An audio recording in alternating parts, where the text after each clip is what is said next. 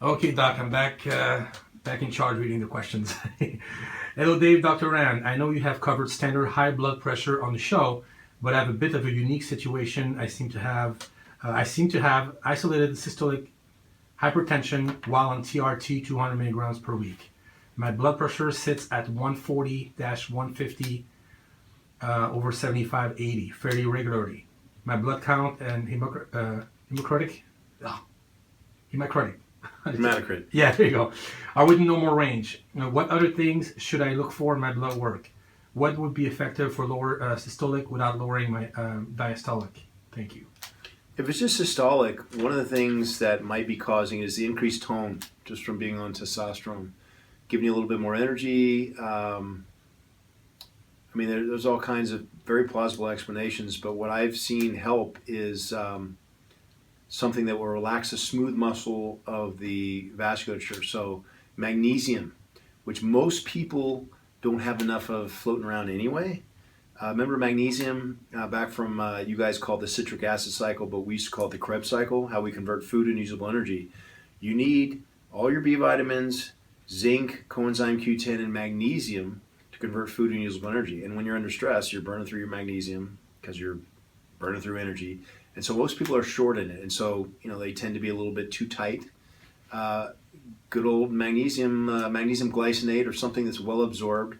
You don't want a laxative like magnesium hydroxide or magnesium sulfate or magnesium oxide. Those are the cheap versions, which, that's in milk and magnesium hydroxide. That's just going to make you poop, okay?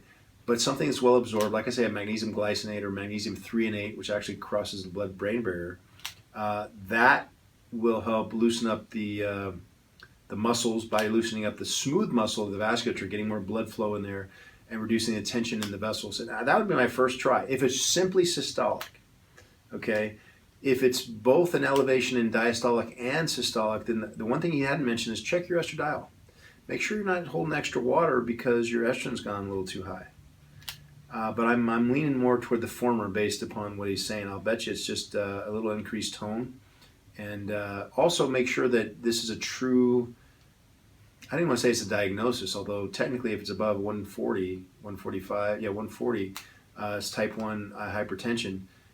But it can be overdiagnosed if you're taking it always at the doctor's office or always at the Save-On in a particularly small cuff, by the way. Cuff size is important too.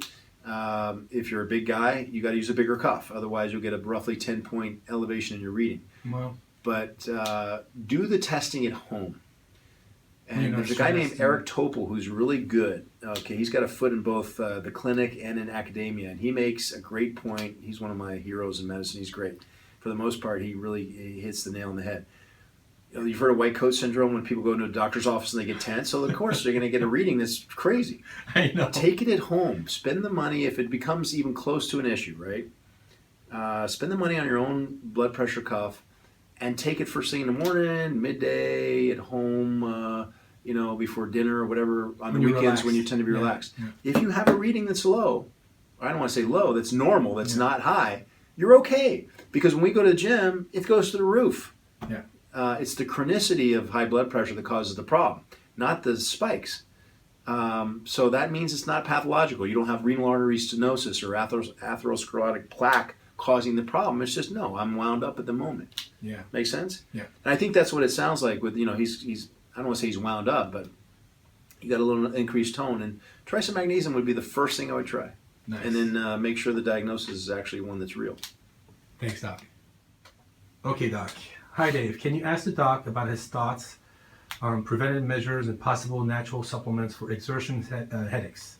I'm 31 years old, and I just got my first one a few days ago, and it was horrendous. For the record, I never get headaches. I was pushing my body to the limits while doing some heavy legs, and I forgot to breathe properly on my last set. It felt like a shot in the back of the head. I'm almost back to normal now after 6 days. I have not touched caffeine since then to ensure that I keep my blood pressure down, as this is what was recommended online. Is there an underlying cause for these headaches, other than a simple exertion? Is this something every bodybuilder or powerlifter will experience at some point? Thank you in advance, as always, for the educational video. I have to say, and I could do a little research, but an exertion headache, I'm not sure if that's a medical term. Is he getting a headache when he's obviously doing, what do you say, squats or something? Yeah, heavy legs. Yeah, heavy legs. I remember getting some of those when I was a kid, but it was related to sinus pressure. You know, when you're using the Valsalva maneuver, they call it, where you're bearing down like we would, doing a heavy squat or a leg press, you're going to increase the pressure in your head. And should it last 6 days though? Well, that's the other thing. You beat me to it. I mean, normally it'll mess up your workout. Yeah. And you go home, and after a few hours, or maybe till the next morning, sometime during the night it'll dissipate. Yeah. But you go, wow, that just doesn't feel right. But that should be related to sinuses, or exertional could imply that it's related to tension. And this one's kind of weird. If it were something serious, you would think that it would only get worse with time, not better with time. In other words, if you blew out the circle of Willis, and you had a brain bleed or something like that, then yeah, it would only increase the pressure, and you'd have more of an issue. So,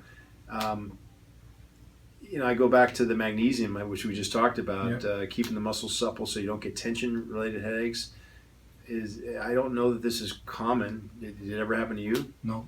Yeah, I don't have people coming in complaining about what he refers to exertional headaches. Again, though, I get everything.